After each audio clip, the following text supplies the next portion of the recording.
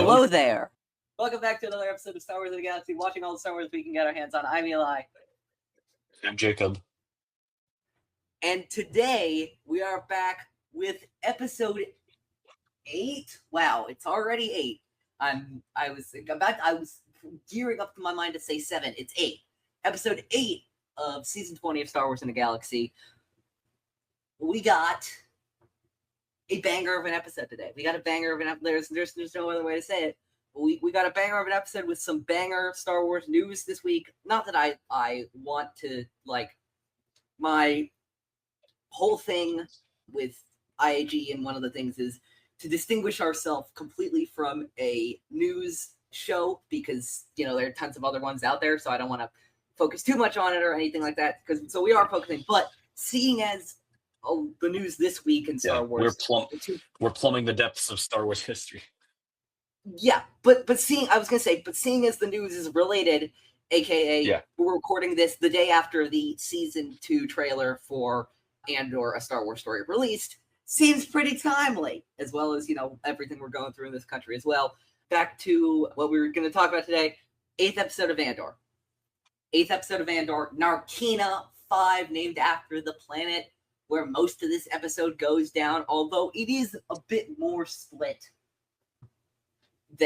especially than the Eye was. We're back to that multiple storylines intrigue that Andor loves to do and is going to do, I think, a lot until the end of the series. I don't think Rick Frobe does a lot at the end, but I think the rest of the series loves to do that. And that's when everything kind of comes. That's when everything kind of comes together. This isn't quite as you know, bouncy aroundy as the very first few episodes, but we definitely get more of that style of, we're gonna jump back and forth, you know, weave in some details here and there. Oh, here's what Cinta's doing, here's what Vel's doing, just in case you're wondering.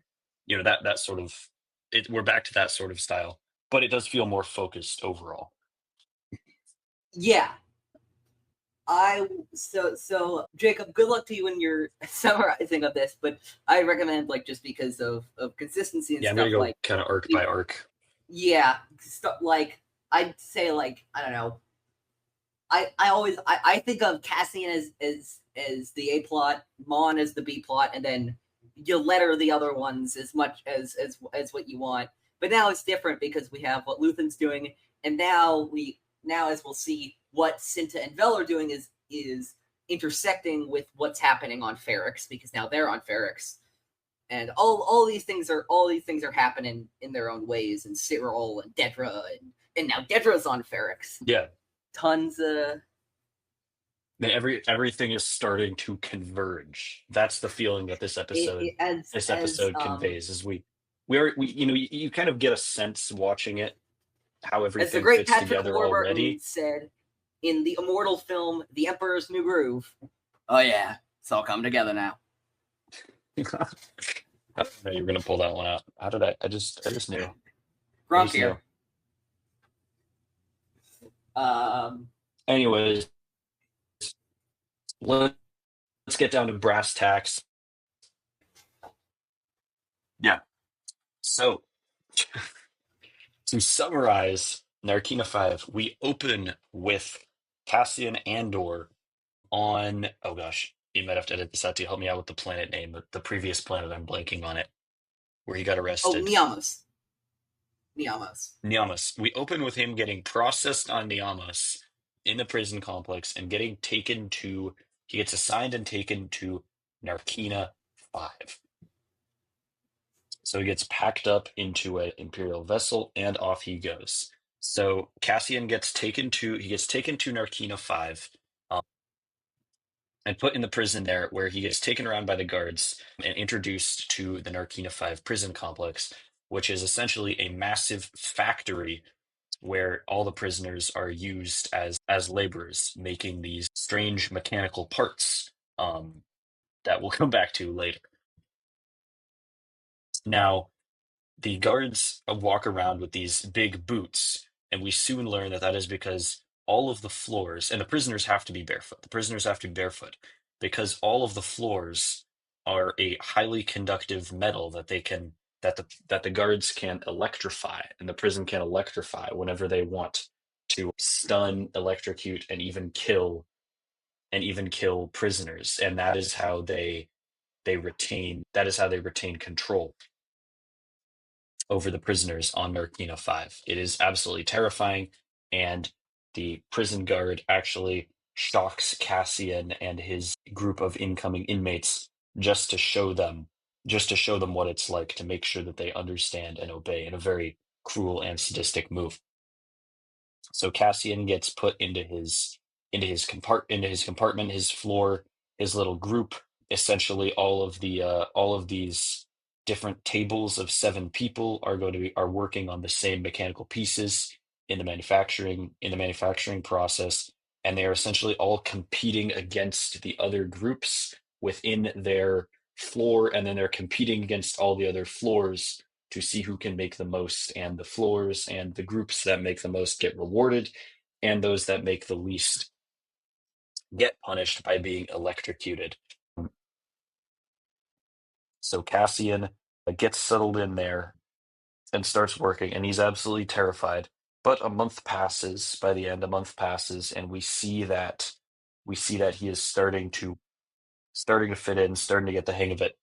Oh, and also at the beginning, also there I forgot to mention, because of the public order resentencing directive. I think that's what it's called. All of the prisoners, they have a counter in their cell that shows them how many days they have left in their sentence. And recently it was doubled. And because Cassian is coming fresh into his floor, all the prisoners are kind of swarming him, asking him what's the deal with the public order resentencing directive, I believe it's called. Um, Also, we are introduced, of course, to Kino Loy, the very gruff floor manager of Cassian's floor, and that is about all we get. We do spend a lot of time, and there are a lot of details to go over on Narkina 5, but that is about all that happens on Narkina 5. Meanwhile, back on Coruscant, we have Syril Karn settling into his job at the Bureau of Standards. Very different situation. He's working this very monotonous job when all of a sudden the ISB comes and scoops him up, and he gets interrogated by Dedra Miro, who, sorry, did I say Dedra Miro before? I meant to say Cyril Karn if I didn't. So Cyril Karn is getting interrogated No, by you're Dedra. good. You got it. Um, yeah, and she's quite cross with Dedra. She's quite cross with Cyril. Dedra is, I apologize. She's quite cross with Cyril because he is he's basically spamming information requests through the bureaucratic system about Cassian, because, as he says, he's trying to clear his name and all that. And he's still obsessed with finding Cassian. Now, of course, Dedra Miro is, looking for much of the same things, but she ends up rejecting Cyril's offer of working together, or him being an asset to the ISB, with her saying, "Stay out of my way, stop submitting these requests, or it won't be me you're talking to." Essentially threatening him to keep quiet, stay in his lane, work his job at the Bureau of Standards, and stop kicking up a fuss. Now, Miro and Major Partigaz, go back to the ISB headquarters, where they sort of unveil everything that they've discovered to the ISB brass, to their superiors, about Luthen, and about the robberies, about all the connections, about Luthen, Cassian. They've identified Luthen as Axis, is their code name. Not for, they don't know it's him, but they have identified Luthen, essentially his role in this, as a coordinator, and as a shadow coordinator, essentially. And they fear that they are just uncovering the tip of the iceberg. So that is going on as well. Now, back on Coruscant as well, we have a little bit from Mon Mothma. She's hosting another dinner, trying to drum up support for her latest bill, while simultaneously trying to free up her family funds from the clutches of the Empire. However, the walls are closing in, and as she says, it's getting more and more difficult to move the money around and get it into the hands of the rebellion. Back on Ferrix, Marva is falling ill, and Bix and Brasso are trying to contact, or Bix and Brasso are taking care of Marva, and Bix tries to contact Luthen, but to no avail because she's trying to find Cassian to get him to come back to Ferrix. We also have a brief encounter with Vel and Cinta, who are both back on Ferrix, working through their different priorities. Vel obviously wants to, or Vel, not obviously, but Vel wants to, sort of prioritize their relationship, and she really wants to prioritize Cinta. Cinta, meanwhile, is saying, you knew this when we got involved, that the mission always comes first, the cause always comes first. And she says this, leaving Vel a little bit heartbroken. Meanwhile, Luthen and his assistant Leia argue over whether to answer Bix's comm to them, and they end up deciding it's too risky. Luthen, however, sets out to meet one of his allies, Saw Gerrera, who is finally introduced. He has a proposition for Saw. He wants Saw to meet with another rebel named Krieger in order to try and coordinate another attack, because now Luthen is he's much more gung ho, and he's saying the time is now. We have to strike again and again, make a bigger and bigger mess for the Empire so that they lash out, because this will sort of spark more rebellion across the galaxy against the oppression of the Empire. Also back on Ferrix, Bix ends up being captured by the Empire and falling into the hands of Dedra Miro, who is now also on Ferrix. So yeah, I mean, there's a ton in this episode. A lot of really, really, really important developments. I think, Eli, in a lot of ways, by the end of this episode, this really feels like, despite being the first episode of a new arc, in my opinion, this really feels like the low point of the show. For these characters, this feels like the end of the third act. This is Cassian, Bix, maybe not Luthen The end of the necessarily, second act, but you almost mean? everyone. Yeah, yeah, second act. Sorry, everyone is almost everyone pretty much is at their most desperate. And I think, and that makes for great TV. So where do you want to start? I think we should go to Cassian first, I think, I think because we that is should. I think really your instincts are correct on this one. Yeah. the main meat of this Yeah. episode, although everything else obviously is not to be sorely not to be discounted.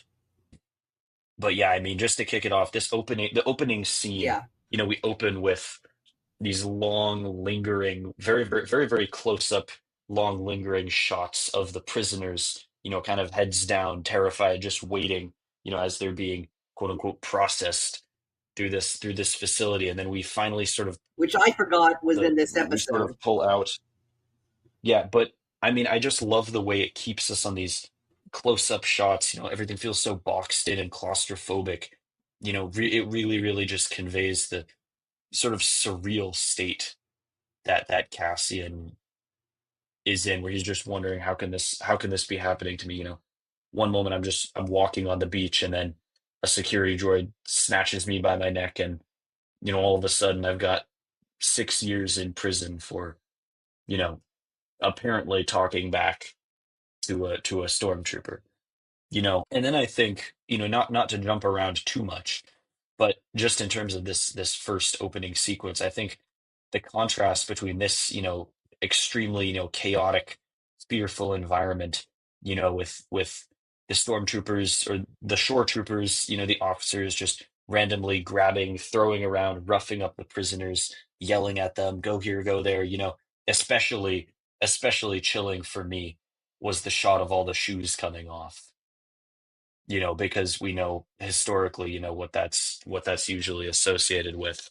and then the contrast between that and then immediately jumping over to Syril and just that silent monotony of his desk job. And I think that for me was really striking as a way of sort of illustrating, the different sides of the Imperial machine. How, Cyril kind of working his, mid-level cubicle, very, insulated, normal job is taking part in the same system that's, ripping Cassian and all these other dudes away from their homes, away from their communities. That is the same And system aren't they that's, both kind of prisons in their own right? doing such brutality. And he's also in prison as well. That's another way to look at it, which I didn't even think of. I think you're absolutely right though, where he is also trapped in the system where he kind of effectively within Imperial society contributing to the machine and working your way up through the ranks is the only way to improve your own prospects in life, as his mom keeps telling him. Yeah, no, there's tons to love about this episode. One of the things I was going to highlight, just I'm always looking for those lore callouts. So I had felt like I knew going into this episode that like when that the mention of that planet Belsavis, that the prisoner before Cassian and after actually were being sent to, it seems like the batch of prisoners that were being rounded up were being sent to Belsavis and Narkina 5 mostly. Belsavis is a planet that originates in Star Wars Legends. It first was mentioned in New Jedi Order 90s material, but it was first seen in Legends. And you guessed it, Old Republic stuff. This Andor has a real and Belsavis is like a lot of planets in the Star Wars universe, like Ilum, like Hoth, an icy planet, an icy cold planet. Temperatures dropping down to below 50 to below negative 50 degrees Celsius. So yeah, it makes sense why they'd want to build a prison there, as well as Narkina 5, which I actually remembered as being colder as a planet than it was. I'm not saying it's warm. I'm saying I equated it with Hoth in my rememberings of it. That was just a false memory, or like something like that, like a cold planet, like an icy planet, like your Hoths, your Karlaks, your Ilums, your whatever you want to say. But nonetheless, I think Narkina 5 is a really interesting planet. I'd definitely be very interested to see what happens to it and what has happened on it post and pre-Empire, because of course the penitentiary system that the Empire builds on Narkina 5 is only a fraction of what that planet has to offer. A very small fraction of what that planet has to Oh, offer. And I'd yeah, be sure. interested to see exactly like if there was anything going on before or after.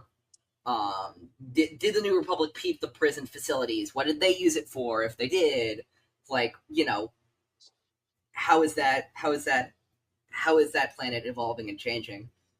But Yeah, absolutely. yeah, I would love to see something like that as well. yeah.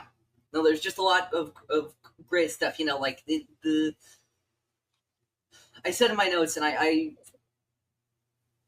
it, the prison sections of this arc are genuinely difficult to watch for me. Like, it's not that they're It's so bad; it's they're so far from it. unsettling. Yeah, it's so horrifying to see Yeah. what they're doing, and especially now that we know what they're doing it for, as Yeah. told to us by the post credit scene at the end of this season, which we won't talk about right now. We'll wait till Rick's Road to talk about that. But just having that in the back of your mind, it's really unsettling, and it's really horrifying. It's incredibly Yeah. horrifying. Just yeah, yeah, no, just how horrifying it is. It's the level of control sort of exercised by the electrified floors especially is just I mean, gosh, yeah. I mean, and that, just from that first scene, the pleasure that that guard takes in electrocuting them all, gosh, it's absolutely crazy. Yeah, I mean, yeah, these scenes are Yeah, something else, like the most the memorable part of the show. the dedication. Now that you mentioned it, yeah, the dedication. I'm glad you mentioned this specific part of it to making these people suffer. And by these people, I mean the prisoners as much as the guards. I mean, look, I'm not going to show much sympathy for these people, but like they're trapped by the system as well. You know, they are facing their own challenges from within this horrific system. They're obviously not being punished as much as they are punishing themselves, the prisoners, that is. But it's this is the worst of fascism. And I say that like there's a best of fascism, which of course there isn't. Yeah. But this is the depths of bad. This is how bad it can truly get. And it serves as a humongous wake-up call to Cassian. And it should serve as a humongous wake-up call to all of us. Yeah. Except for those who like it, I guess. I don't know. We have these details like the voice of God coming down, which we find out is just like this like overhead system that Yeah. purposefully deepens the voice of. We'll find this out in future episodes. That purposefully deepens the voice of the person speaking over it to make them sound more threatening. Yeah, I mean, it's all about just sort of This is like and exercising turning this control into to an insane degree. turning this into a whole capitalist style. Turning this into an entirely feudal style game, turning the prisoners against each other to make them compete with each other and not rebel against the system that's oppressing them all. To make somebody like Kino Loy that overseer, so he gets to feel at least a little bit of control, mostly so he doesn't realize how much control he doesn't have. It's all of this is incredibly intentional. Obviously, yeah, and just rewarding the making it. That's the other thing. Making it a competition within a competition within a competition. We don't know how many levels this goes up, but it's a lot. It's a lot of levels that this goes up. I mean, absolutely. It's just a lot of levels that this goes up, and we don't like. There's no way to really. There isn't a great way to really process a lot of that in a meta sort of way, other than to just say this is fucking horrifying. Yeah. And of course, in there we meet Mr. Kino Loy, who is, I will say, who is a fantastic character. Oh yeah, I mean he's great. Just overall, just a great character. They kept Andy Serkis's involvement with the series under lock and key.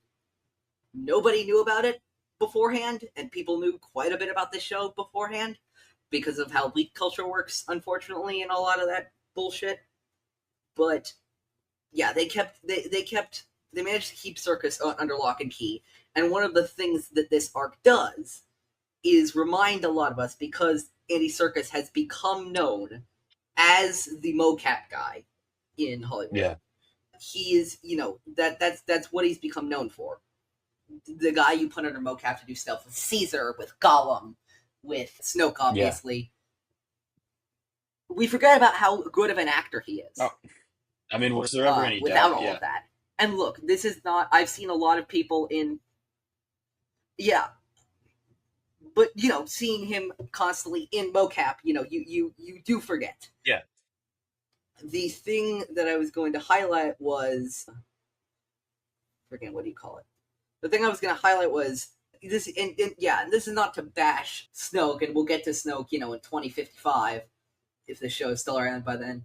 And of course, I also seen him in live action before, especially I'll highlight in the MCU as Ulysses Claw, and he was great there.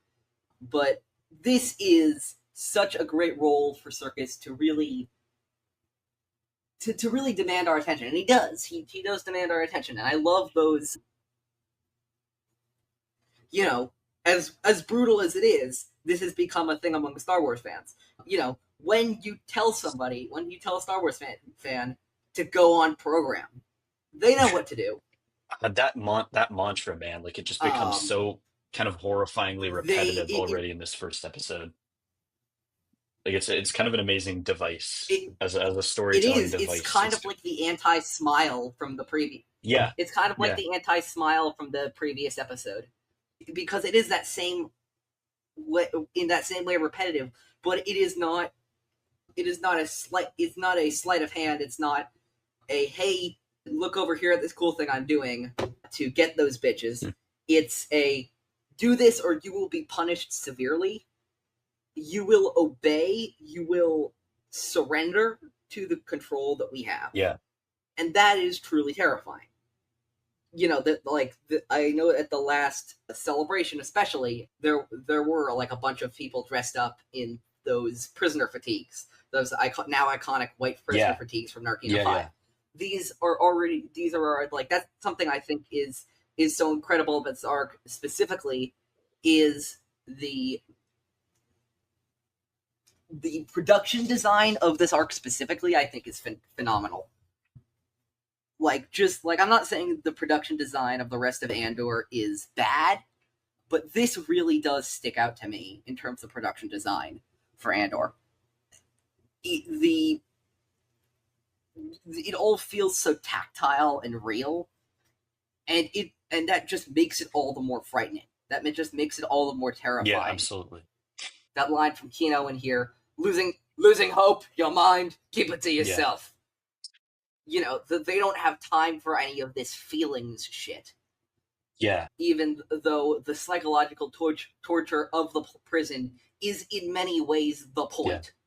Well, it's really interesting how Kino's sort of become it sort of. Yeah, and then of course we also see those hand signals that they've developed to share information. That's the other thing is about this, about the Narkina 5 penitentiary system, is that they've made, and this is very smart on the Imp's parts, but it's also utilized very smartly by the prisoners themselves, which is that information has become this great commodity.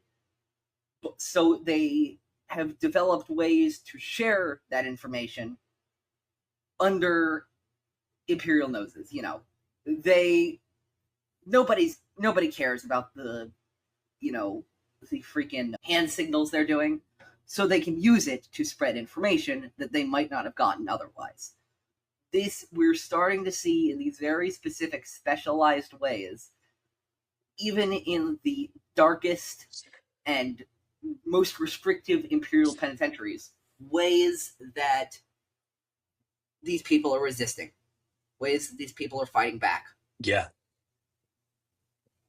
Yeah, I mean, we see the little signing, like, and it's interesting, like you said, it's like Kino Loy kind of becomes almost. I mean, he's simultaneously sort of, based on the position that he's put in, he's simultaneously an instrument of Imperial oppression, you know, and he's an instrument of the prison complex, you know, sort of enforcing the rules and trying to make people produce as fast as possible.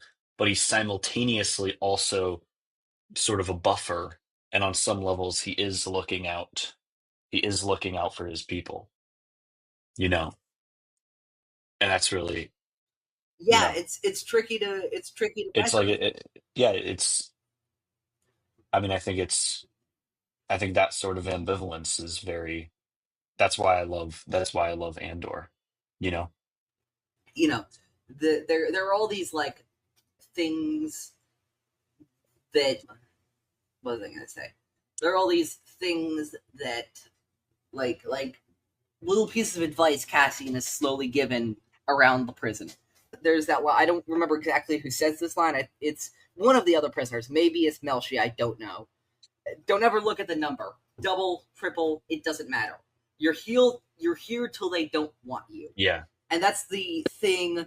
That's the other thing that Cassian is going to discover throughout the course of this series, is that they, the imps will make up their rules to maybe give you some chance of hope at escaping their oppression, but they can change it whenever they want. They're ultimately the ones in control, and if you think that you can just play nice within the system and that will get you out of it, you're just wrong. Yeah. That's not how any of this works. Yeah. And that is we'll get to more of those moments in the next episode. I have a few more things. Do you have any other thoughts about the Narkina 5 penitentiary? Oh gosh, let me go through and see. I mean, and the sequences going on within. I think one moment that really stood out to me was Cassian in the glass bridgeway, slowly realizing, just how massive this operation is. And also, like you said, seeing the signing happening in between the bridgeways, already there's sort of this, despite the despite like the beyond dystopian levels of control that's being exerted, by the Empire here, there are these networks of resistance, already. I think the suicide or the fall at the very end, I mean, that moment is just, that's brutal. Yes. That's so chilling. But I think it's chilling. I know, I mean, just overall, the entirety of all the Narkina 5 stuff in this episode, I think just the workstation scenes, it's so sort of the constant low grade brutality that they're undergoing. It's so chilling. It's so unsettling. I love it. I love it so much. It's really captivating. Yeah, no, it's incredibly captivating. And one of the other things there are a few other things I want to get to with regard to Narkina 5, which is, first of all, of course, we meet one of our pre-existing characters that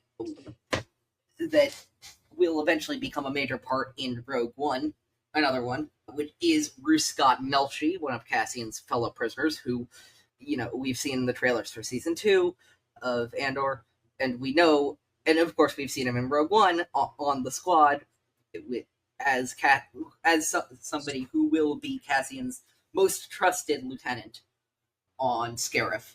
And I believe he's on Edu as well. Yeah. He's definitely on Wobani. He leads the mission to rescue Jin. I remember that. I love a lot of the other ones, Ham and Zal, and we'll get to Olaf in next episode.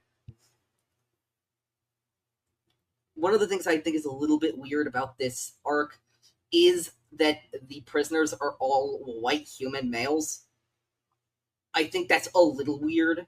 I get the aesthetic idea, and I get and I also understand that, like, under such an empire, or white passing males. I know that Cassian is that Diego Luna is not a white man, yeah.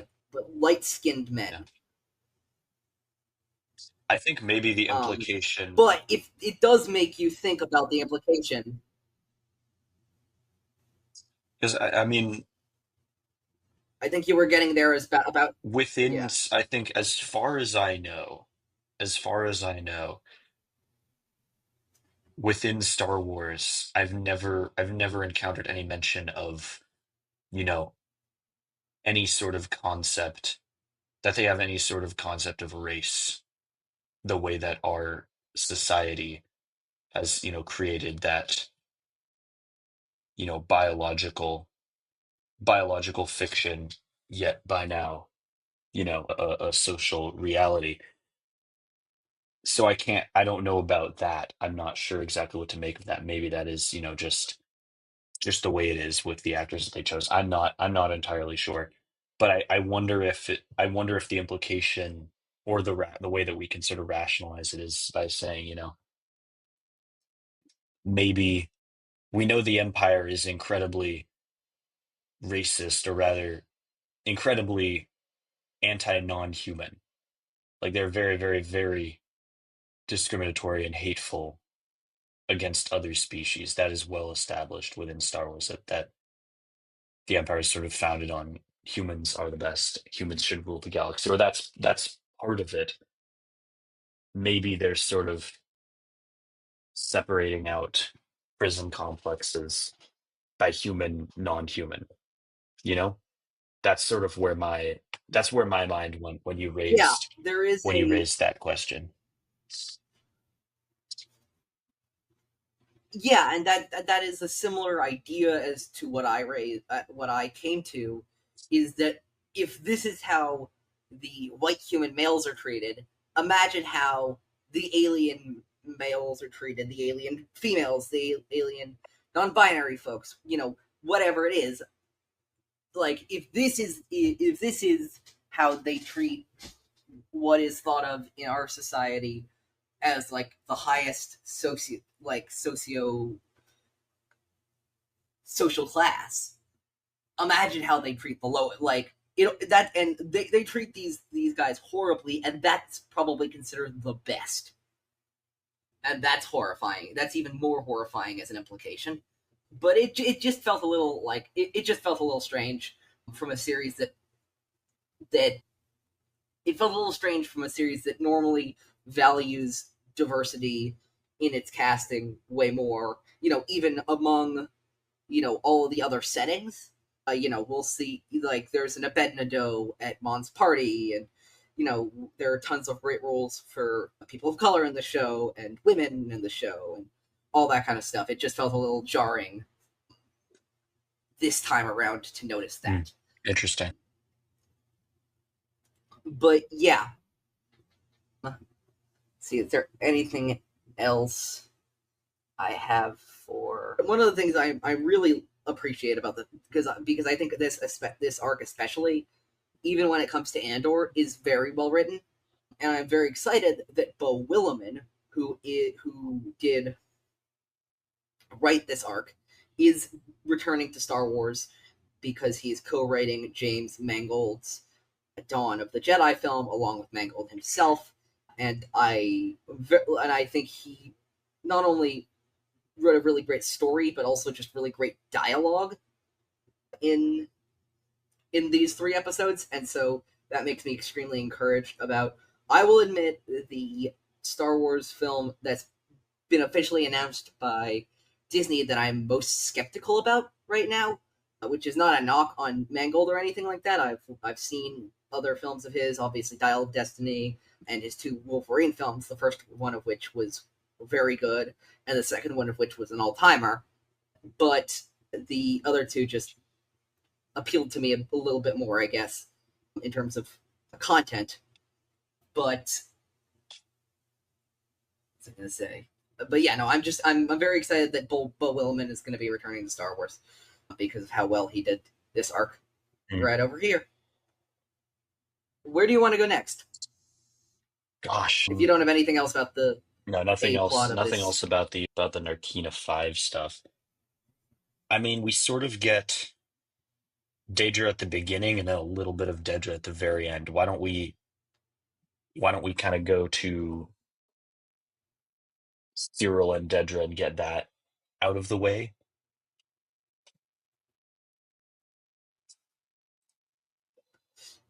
Sure. Yeah, absolutely. Syril Karn's story is incredibly fascinating to me.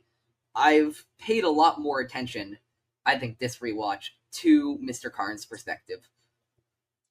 And what's so interesting to me is this utterly ridiculous false narrative he's creating for himself.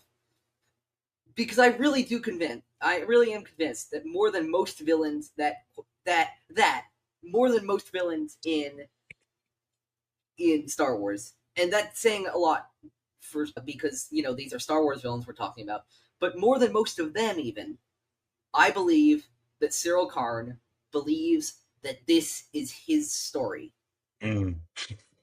Yeah, he really, and he couldn't be more wrong. he really is trying hard, to clear his name and just get himself, back in action, back in the spotlight almost. Yeah, and you described it perfectly of what he is. He's a tryhard. He's a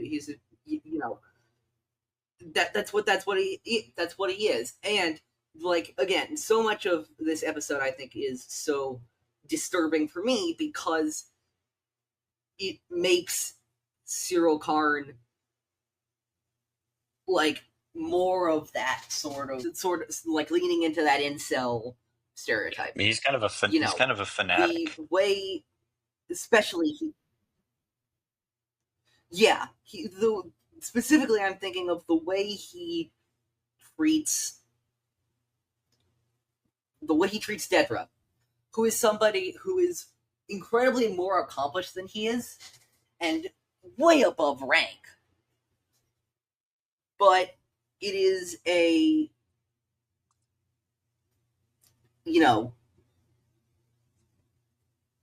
I think he thinks that because she is a woman who seems no nonsense, who seems, like she's trying to do the best for the Empire, like he is in his mind. I think he thinks she'll respect him in some way, and he's just utterly wrong. I think that there's like, not to make this like really weird and sexual in any way, but like I think there is a bit of a sexual admiring of Dedra in a certain way by Syril. I can't say that's something I picked up on, Where but I think you agree. Where sort of where it's like, she's telling me to shut up. he's trying to be like a maverick. He's like, if I can talk to the right person, if my words can go through the right ears, Yeah, I can, skip up the ranks and clear my name, and it'll be like it'll, just like a movie, gonna, yeah, and he's finding out that that is not the case, unfortunately. He's kind of being brutally smacked down by Dedra a couple times in this episode. yeah. No, I think that he is being told by Dedra. He's seen by Dedra as this petulant little fucking child who thinks he knows Yeah. how to do things but doesn't. And so she tells him, I think, as she thinks, as clearly as she possibly can, to sit down and shut the fuck up and let the pros handle this. Yeah. But I think he thinks that at some point, if she hasn't realized it already, I think he thinks she'll realize that he's right. Which is just not happening. But it's the pursuit of that. It is the,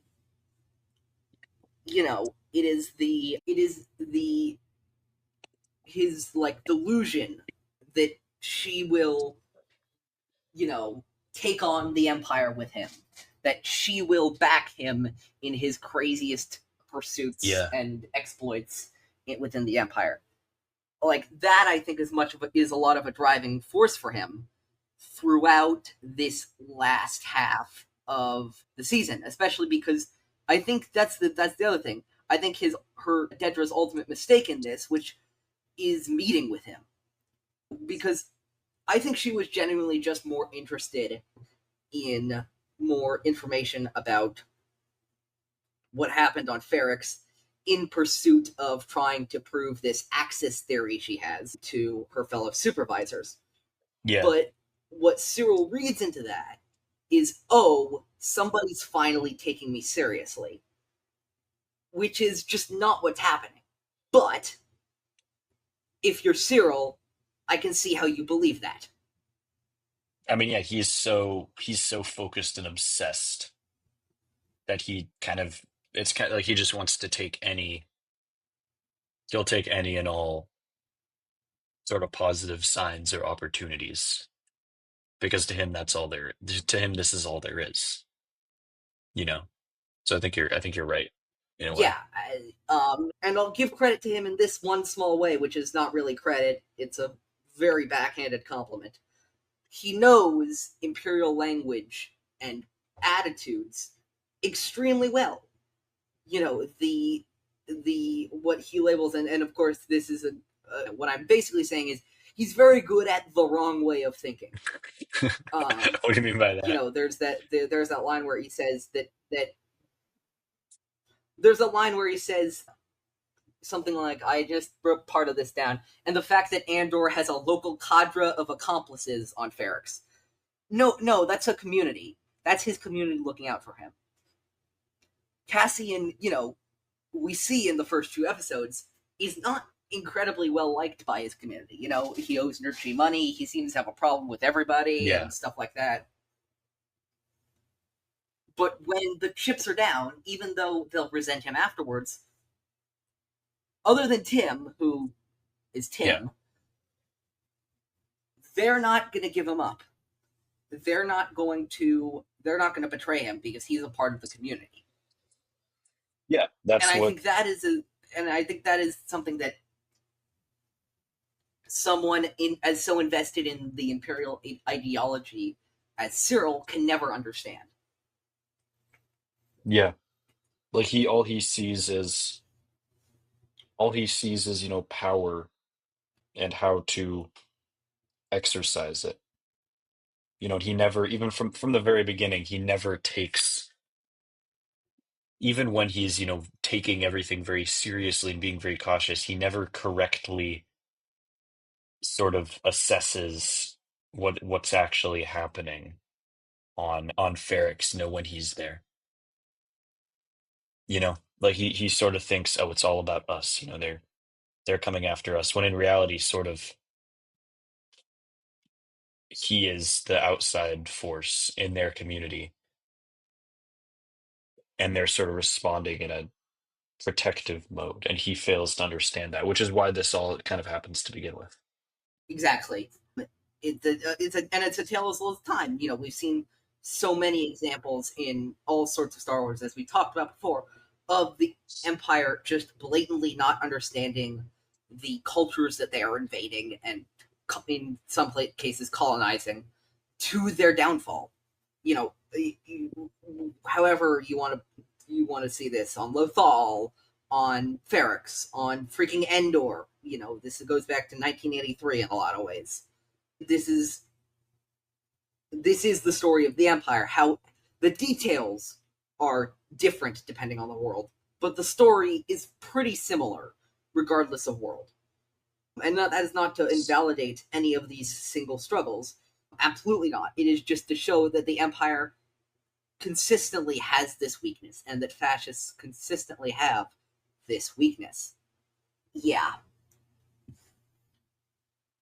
There's this line I put in my notes. I was a good deputy inspector. I was very good. I solved a double murder and found the killer in 2 days. So what? Yeah. So this is the big leagues, Do you You want, need like, more. You're gonna what? need An more than Imperial that. fucking gold star? You helped a system of racist Imperial oppression do their jobs better. Seriously, what the fuck do you want? Well, that's not the perspective that he Like, or Dej you are. know, Even if she is listening to him, that's not the perspective that they're coming that at I it think from. is the and is also, like, I think that Syril so badly wants to be the good guy, but wanting to be the hero rarely actually makes you the hero. You actually have to do things that will make you the hero. Yeah. That's how that works. You do things, you do heroic things, and then you become a hero. You aren't owed anything.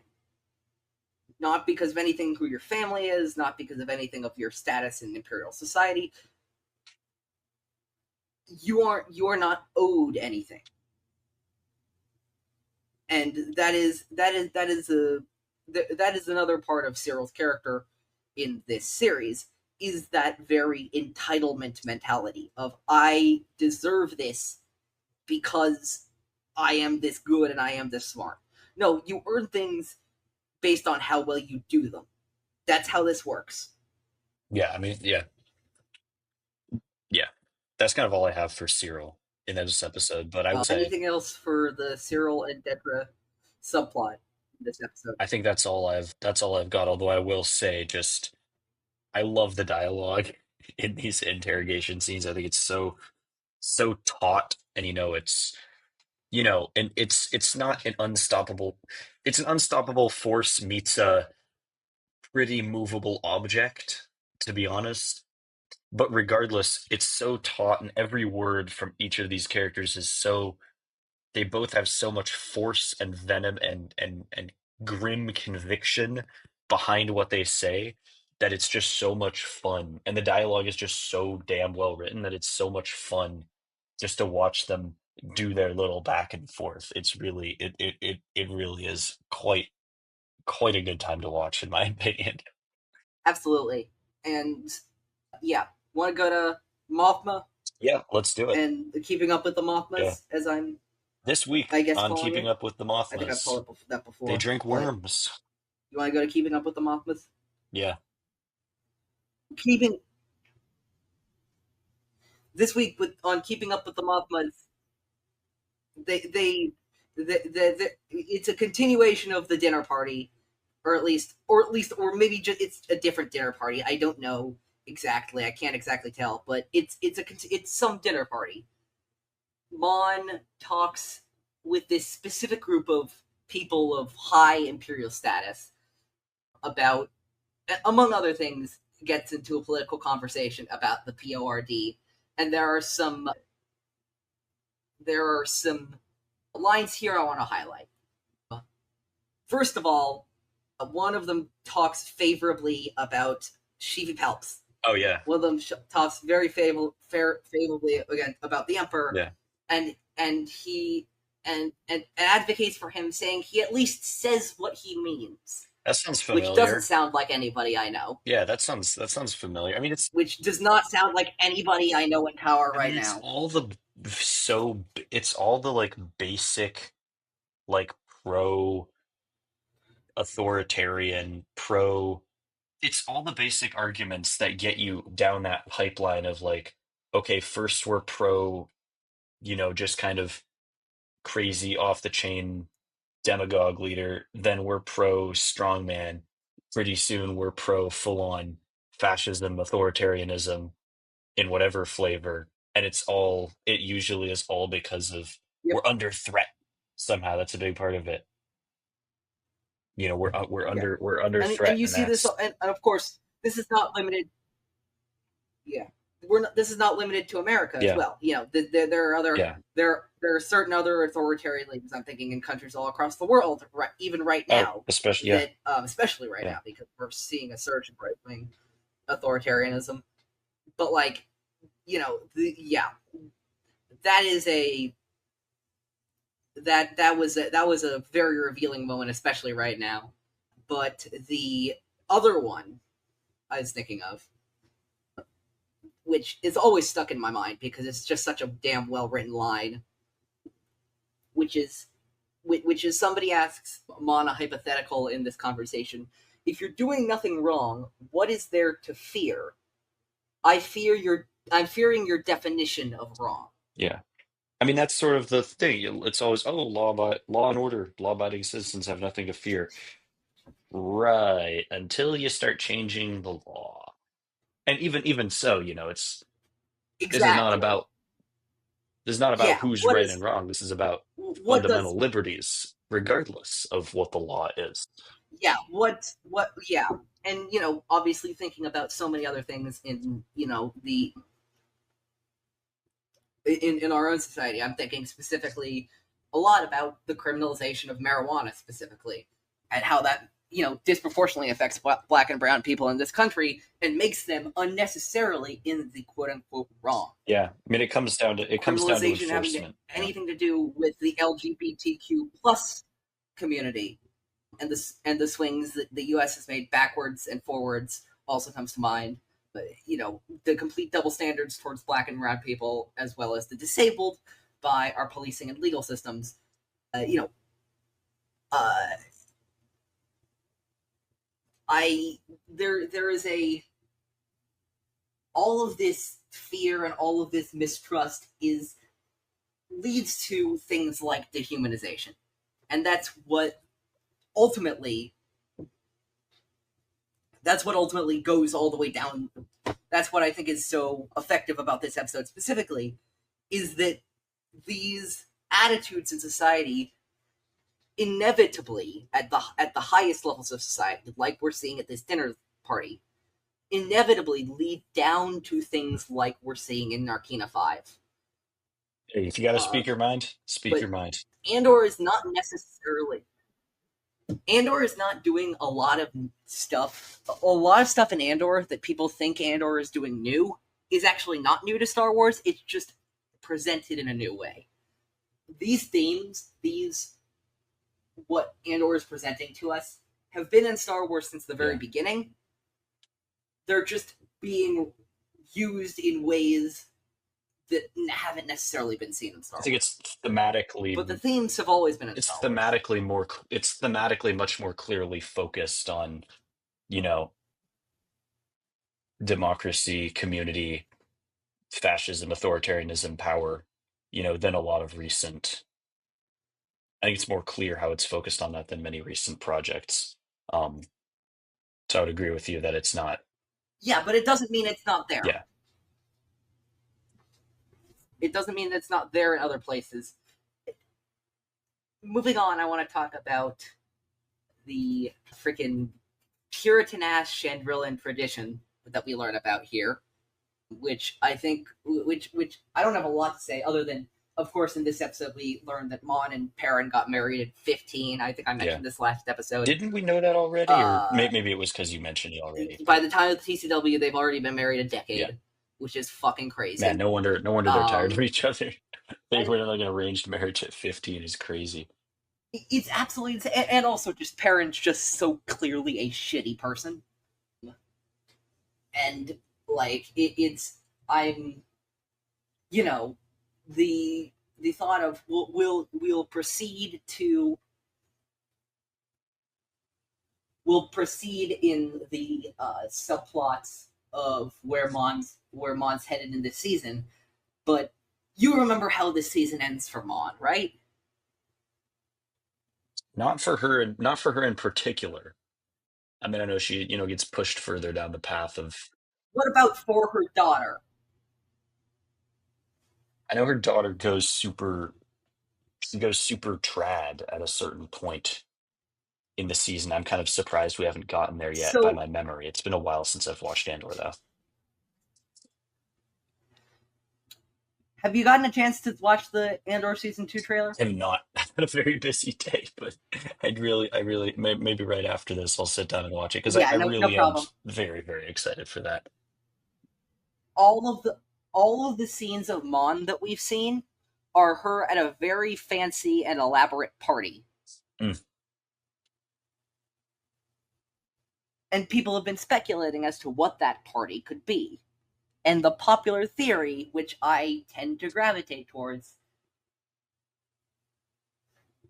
is that this is her daughter's trad wife Chandrillan wedding. It could be. Absolutely could be. Which, for somebody as, I think it's so interesting for somebody as revolutionary, who will end up being as revolutionary as Mon, for her daughter. And I think I mentioned this last episode, but to be going down such a traditional path is tragic. It's just such a tragic, and I think I said last episode that I still had hope for her, and I repeat that, still do have hope for her. I want to end, if this is okay, I want to end with Luthen and Saw. So if we can go to Ferrex right now. Yeah, sure. I mean, I feel like I don't have too much to say other than I'd appreciate that. I think, it's very, very scary, for Bix. You know, her ending up being captured and sort of the anticipation of what's going to happen next episode is very, very compelling. But I think as well, sort of this is just Bix and Brasso and the rest of the Ferrex community are getting pretty damn yeah, spread. and I think Marva sort of falling ill is sort of that is the domino that sort of brings the community together. With Bix and with Brasso, sort of brings their part of the Ferrex community back together and back in towards back to Ferrex. So it's what brings the story back to Ferrex as well. But it is very, very it's frightening to see, Marva, a character who, I really, admire so much, and you feel like her and Cassian's connection in this story. Like it hits hard when the story starts to really show her mortality. Yeah, absolutely. What was I gonna say? Yeah, and then we have Vel and Cinta meeting up, and Cinta, who is clarifying, and I really hope that we get more of Vel and Cinta and their relationship and how it affects both of them, because Yeah. it is this relationship of contrasts. It almost feels like they Cinta is of more of that working class background. yeah. Of her parents were all, or her family was killed by stormtroopers. She's been out for herself ever since. We find out in this episode, and we'll further clarify in later episodes, where when Cinta says to her, "Maybe I'm a rich girl running away from her family," and we'll learn, I believe, next episode that the Sartha family is closely related to the Mothma family, and so Vel too is a part of high Chandrilan society, but doesn't identify with it anymore. But it is all she's known. There's that line in this episode: "You love me because I show you what you need to see." Where like I can see it like as Vel is seeing it, Cinta is who she's trying to be, and I feel like to Cinta, Vel is how good she is at doing this thing, that she can convert, this as she sees it, spoiled little girl from Chandrila to a true revolutionary for the cause. And I think that their relationship is really interesting because so much of it is rooted in this revolutionary work that, of course, as Cinta illustrates, does not make a lot of time for them as humans, as people with emotions. Yeah, I mean, I think Vel and Cinta, as characters, their relationship, but also just them as characters in general, I feel like the show really we keep getting hints at these two characters and what's going on for them as something important throughout the season, but we never really see it. So I hope that, I do hope moving forward, maybe in season two, we will kind of peel back the curtain a little bit, so to speak, on, some of their backstory and what they're doing for the rebellion. I think all there's left to do is talk about Luthen going to Segra Milo, the current home of the Partisans, introducing Saw Gerrera. The first time we have a live action portrayal of Saw by Mr. Forrest Whitaker, who is just incredible at this role. I know I rag on Rogue One a lot and Andor a lot, and they're not my cup of tea in terms of Star Wars projects. But one thing they give me that I love is live action Saw Gerrera, played by Mr. Forrest Whitaker. What a legend! Love this guy. Love what he has done for this character. No shade to Andrew Kishino's wonderful portrayal of this character in the Clone Wars and the Bad Batch. I think that's also important for the character, but Forrest Whitaker Saw is where it's at. I am always curious because we're getting to this time. We have the two of the greatest Galupshinos from the Partisans. That would be the Two Tubes brothers, Benthic and Edrio Two Yep. Tube. Two Tubes. and who I've jokingly called top and bottom two tubes because benthic in scientific terms means the bottom of the ocean. So Yes. I find that funny. I love that's such a good, such a fun So yeah, detail. we have bottom two tubes here with Saw on Segra Milo. And yeah, Saw's trying to negotiate. Luthen's trying to negotiate with Saw in the name of unity. And here we get to the line I reference from this show the most in my real life, which is Luthen's exasperated ask to Saw, "Aren't you tired of fighting with people who agree with you?" In a ton of organizing and discourse and everything that's happening, especially on the left right now, this is the biggest problem. Purity testing, people not being able to get it behind minor differences in ideology, terminology, or strategy, ends up making sure that nothing gets done. And it's frustrating. It's really goddamn frustrating. Yeah. And, you know, look, am I saying that Anto Krieger is doing everything that Saw is doing the exact way Saw would want him to be doing? No. But he's fighting the Empire. And that is also boiled down to its pure essence what Saw is doing. So they should be allies. I'm not saying that we shouldn't draw the line anywhere. I'm saying we need to be a little bit more flexible with where the line is drawn. I know, in fact, that I will say that of course, my lines have some limits. There is a certain senatorial candidate that came out around I remember this came out around the 2022 elections. There was a certain candidate for senator who I thought looked a lot like Anto Krieger, who I favorably compared Krieger to at the time.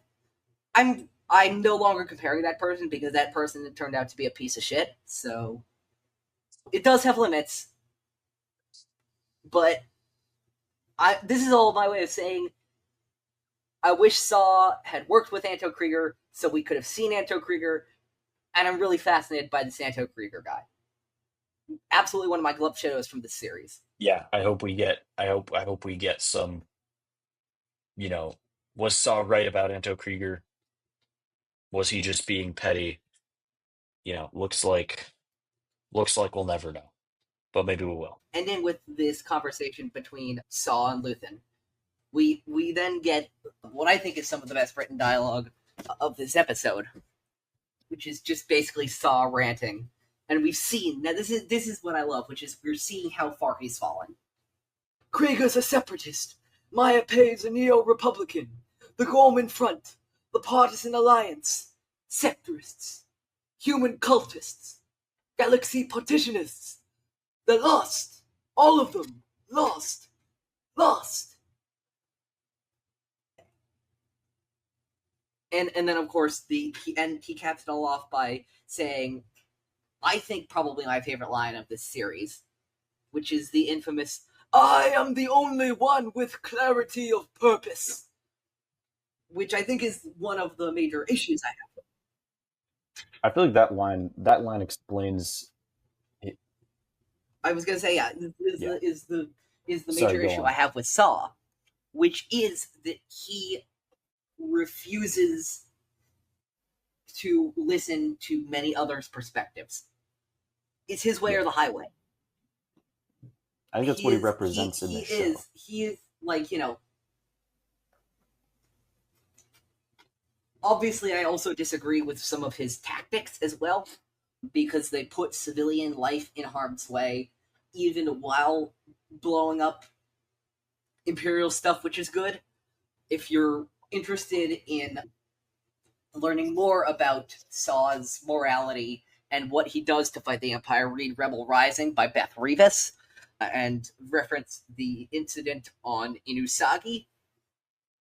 You should get a very clear picture as to what kind of a guy Saw Gerrera is. Not that he doesn't have some points to him. He does. But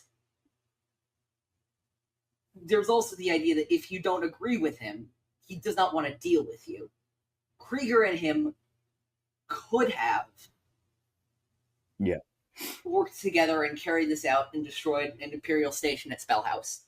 That would have been a big deal for them.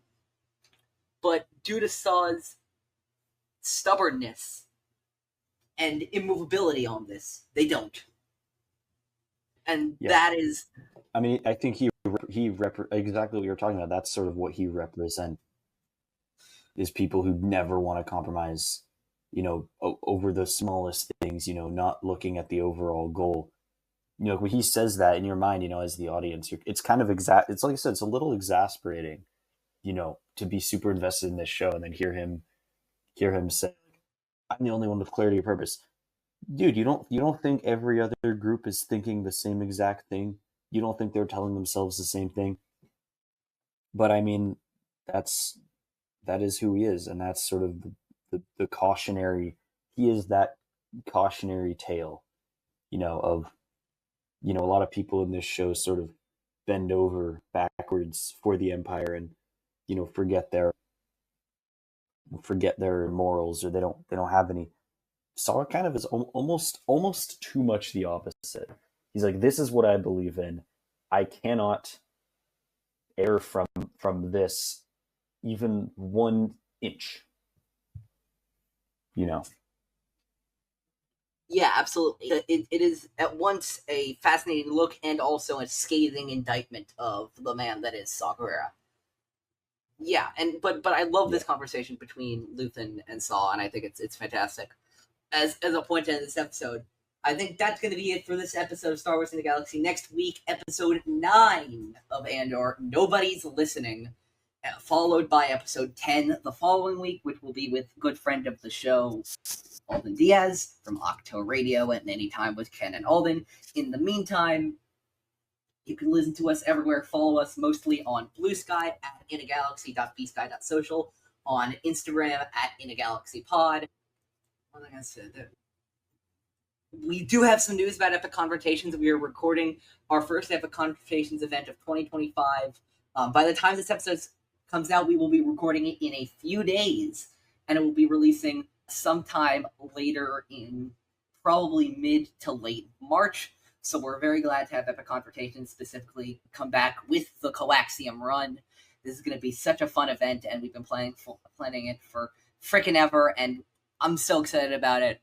And yeah, also you can follow me everywhere at my linktree, linktr.ee/_OGfan327. And I think if there isn't anything else, all there is to say is may the Force be with you.